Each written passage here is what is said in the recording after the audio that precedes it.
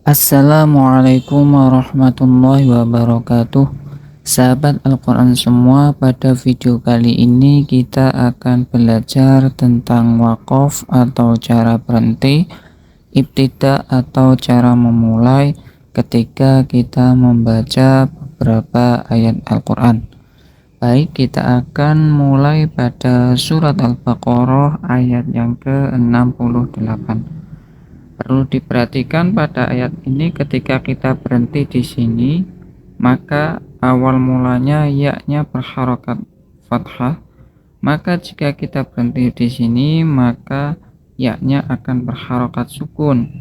Sehingga haknya ini kita baca panjang karena ya sukun jatuh setelah harokat kasroh, maka dibaca panjang dengan kadar satu alif atau dua harokat, yang mana bacaannya adalah mad tabi'i.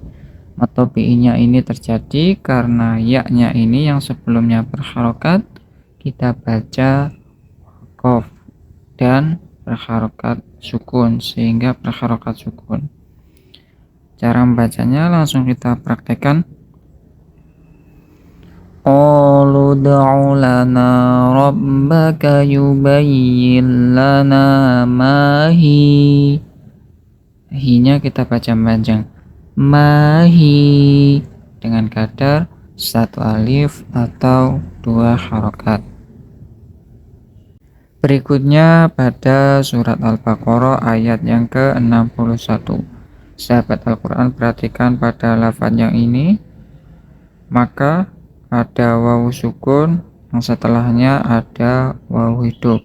Ini adalah bacaan idgham mutamatsilain, yaitu bertemunya dua huruf yang sama, yang pertama disukun, yang kedua hidup.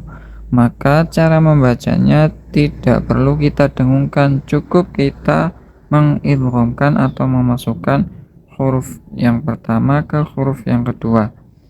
Jadi cara membacanya, dzalika bima 'asaw wa kanu ya'tadun.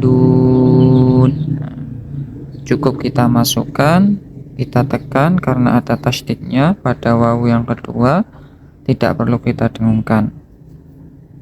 Pada Al-Quran ini cetakan yang saya pakai adalah cetakan Madinah, maka tidak ada tanda sukun pada wawu yang pertama. Tujuannya agar kita langsung bisa membaca ke huruf yang berikutnya. Selanjutnya cara waqaf atau berhenti dan ibtida atau memulai pada surat Al-Baqarah ayat yang ke-60.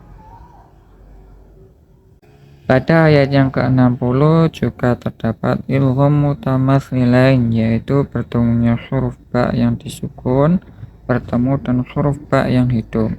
Maka terjadi bacaan idgham mutamatsilain, yang mana sahabat Al-Quran cukup memasukkan huruf yang pertama ke huruf yang kedua dengan ditekan. Jadi cara membacanya, faqul nadrib bi'asakal hajar.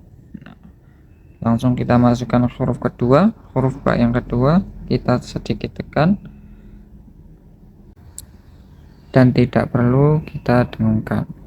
Inilah yang dinamakan idgham mutamatsilain. Jadi cara membacanya yaitu faqul nadrib bi'asakal hajar. Berikutnya surat Al-Baqarah ayat yang ke-36.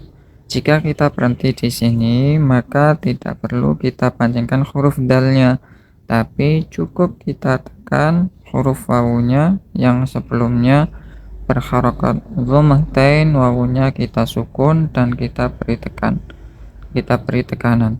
Jadi cara membacanya, wa qulna bidu ba'dukum li ba'din adu.